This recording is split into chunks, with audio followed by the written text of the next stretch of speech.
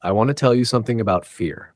The fear of speaking English, the fear of making mistakes in front of others, the fear of not being understood, the fear of sounding wrong, the fear of the pause that goes on too long when you cannot find the word. This fear is real. It is not imagined. It is not weakness. It is the completely natural response of a human being who cares about being understood, putting themselves in a situation where being understood is not guaranteed. You are not strange for feeling it. Almost every English learner has felt exactly what you feel. But here is something important about fear. It changes. Not by thinking about it, not by preparing more or waiting for confidence to arrive first. It changes by doing the thing anyway. Every time you speak English despite the fear gets slightly smaller. Every real conversation adds a small piece of evidence against the fear's most convincing arguments. Every successful exchange, however imperfect, makes the next one slightly less frightening.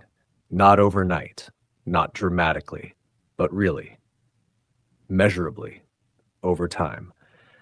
I used to be afraid, and I am not anymore. Not because the fear was conquered in a single moment, because it was reduced slowly, exchange by exchange, conversation by conversation, until it was small enough to no longer stop me. Today's story is about a young man named Omar. Omar was afraid. He was afraid for a long time, until he stopped waiting for the fear to leave and started going through it anyway. This is his story. Meet Omar. Omar was 28 years old. He worked at a shipping and logistics company, coordinating between warehouse teams, tracking shipments, managing documentation. He was reliable and systematic. His work was valued.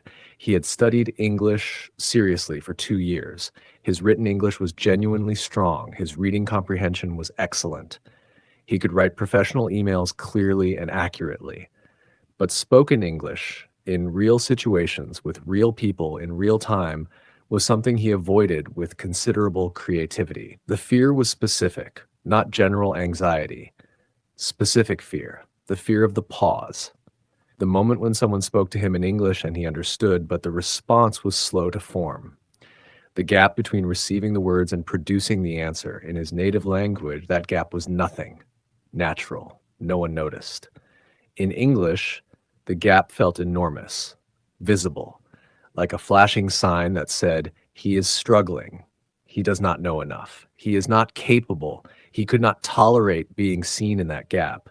So he avoided the situations that might produce it. Phone calls, email instead. International visitors, let a colleague handle it. Meetings with foreign clients, he attended but never contributed verbally. 2 years of strong English study and almost no real spoken English ever used. His company had begun a mentorship program. He was paired with a senior manager named Mr. Gassan, a measured, experienced man who had observed Omar's pattern for several months. One afternoon, Mr. Gassan addressed it directly. What Mr. Gassan said. Mr. Gassan was 50 years old. He had managed international operations for 20 years. He had seen every variety of professional fear and limitation. He said to Omar, I have noticed you avoid English-speaking situations always, without exception. Why? Omar was honest. The pause, he said.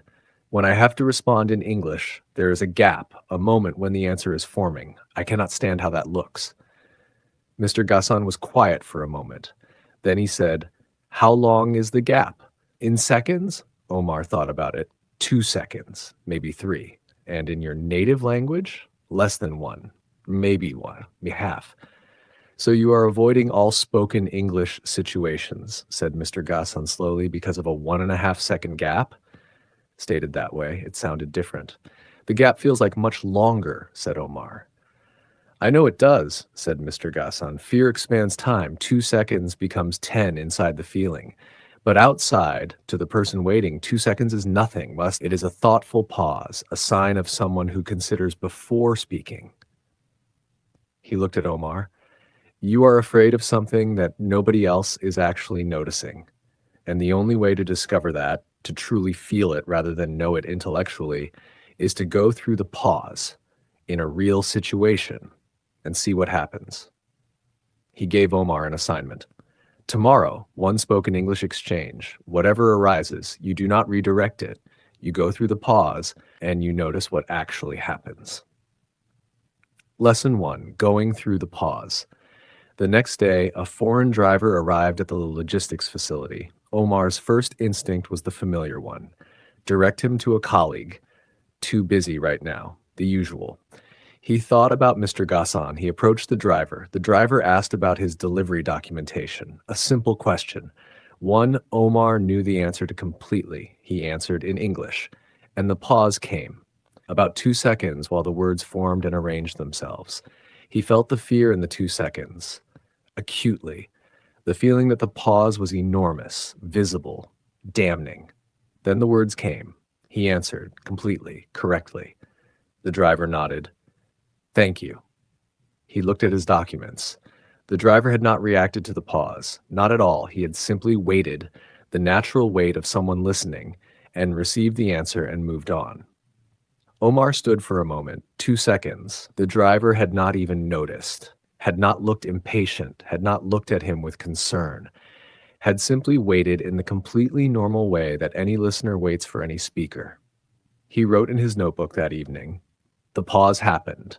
2 seconds. The driver did not notice. It felt enormous inside. It was invisible outside. The fear was lying to me about what other people were seeing.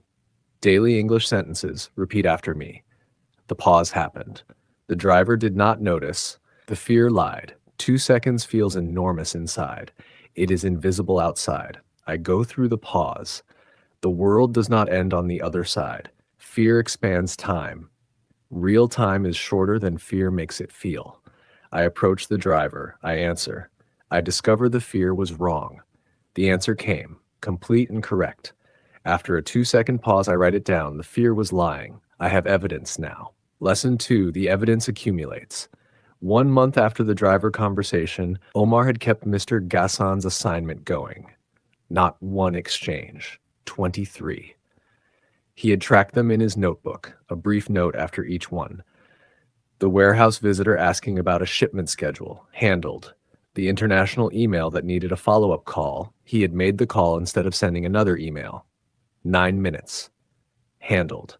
The brief corridor exchange with a foreign colleague visiting from the partner office. 3 minutes. Handled. 23 exchanges. All gone through. All pauses experienced. All worlds not ended. He went back through the note. Not one of them had mentioned the pause reacting badly. Not one had included they looked impatient, they seemed frustrated, they lost confidence in me. Every single note said some version of, they waited, I answered, it worked. 23 pieces of evidence against a fear that had been preventing real spoken English for 2 years. He thought about the 2 years. How many situations had the fear cost him? How many exchanges had been redirected? How many conversations had been avoided? He could not count them, but the number was large. And for each of those avoided situations, the fear had promised something terrible would happen if he went through the pause. And for each of the 23 he had gone through, nothing terrible had happened. The fear's track record was 0 out of 23. He wrote in his notebook, 23 exchanges, 0 instances of the pause causing a problem. The fear is 0 for 23. That is its actual record. I trust the evidence more than the fear. Daily English sentences. Repeat after me. 23 exchanges. 0 problems from the pause. 0. The fear is 0 for 23. That is its real record. I trust the evidence more than the fear. Always. Every exchange adds more evidence against the fear. The fear promised terrible things. Reality delivered something manageable. 2 years of avoiding built nothing. 1 month of going through built 23 pieces of evidence. The evidence is mine now. The fear cannot take it back. Lesson 3. When the fear changed. 3 months after the driver conversation, Omar noticed something. The fear was still there. He had not expected it to disappear. Mr. Gassan had told him it would not disappear, but it had changed size. In the first exchanges, the fear had been large. It had taken real effort to go through the pause. The resistance had been genuine and significant. By exchange 15, the resistance was smaller, still present, but not overwhelming. By exchange 23, smaller still. Now, at 3 months, with more exchanges behind him than he could easily count, the fear arrived as a small thing, a slight quickening before a new English situation, not the large cold weight it had been. He thought about why. Not because the pause had gotten shorter. The pause was roughly the same, 1 to 3 seconds, depending on the complexity of what he needed to say.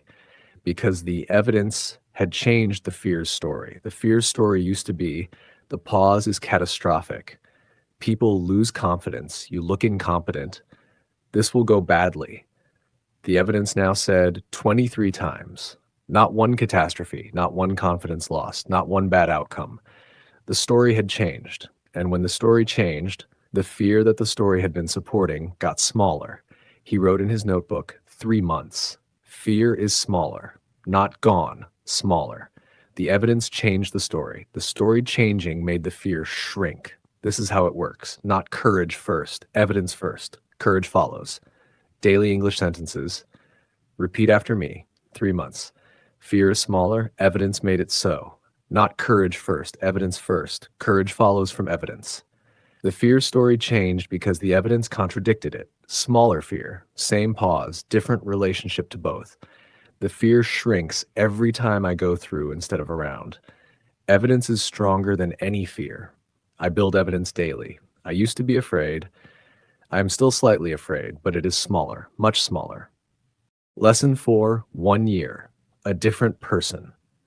1 year after Mr. Gasson's assignment, Omar sat in his manager's office, not for a review, for a different reason. A new international partnership had been announced. The company would be working with a European logistics firm, regular video calls, twice monthly, English only. Someone from Omar's team needed to be on those calls. Mr. Gasson had put Omar's name forward. Omar sat across from his director. The director said, "Mr. Gasson tells me you have developed significantly in your English communication over the past year. He believes you are the right person for the international partnership calls." Omar thought about the driver, about 23 exchanges, about 3 months of smaller fear, about a year of going through instead of around. "I am," he said, not hesitantly, not with qualification. "I am the right person." The director nodded. He walked back to his desk. He thought about the fear, about 2 years of avoiding, about the 1.5-second pause that had cost him 2 years of practice. He thought about what he would say to 2 years ago Omar. "I used to be afraid. I still feel something before English-speaking situations, but it is small, it is manageable, and it does not stop me anymore." That was not the same person who had redirected every international visitor for 2 years. He wrote in his notebook, Year 1, international partnership calls, mine. I said I am the right person. I meant it. I used to be afraid. I still feel something, but it does not stop me. That is the whole change. Daily English sentences. Repeat after me. I am the right person. 2 words I mean completely. I used to be afraid. I still feel something. It does not stop me. That is the whole change. Not fearlessness. Freedom from being stopped. 1 year of evidence built the confidence to say I am the right person. The calls are mine. A year of going through made that possible. Fear did not disappear. It got small enough to walk past. I used to be afraid. Not anymore in the way that matters. Final words. Go through the fear. Omar's story is simple. He was afraid of the pause. 2 seconds that felt enormous inside and invisible outside, and that fear had cost him 2 years of practice, until Mr. Gasson gave him one assignment, tomorrow, one spoken English exchange. Go through the pause. Notice what happens. He went through it. The world did not end. The driver did not notice. The fear was wrong. He went through it 23 more times. 0 catastrophes, 0 problems, 23 pieces of evidence. A year later, international partnership calls, his.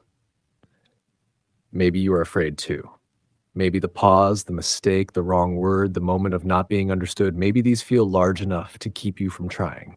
I want to say something honest. The fear is lying, not about everything. The pause is real. The mistakes are real. The moments of not being understood are real. But the consequences the fear is promising, the catastrophe, the judgment, the humiliation, those are almost never real. The only way to know that truly evidentially from your own experience is to go through one exchange today. Find one English situation. Go through the pause, notice what actually happens, and write it down. Because that note, that piece of evidence, is the beginning of the fear getting smaller, one exchange at a time, until one day you can say, I used to be afraid, and mean it. See you in the next one. Stay calm, stay brave, and go through the fear.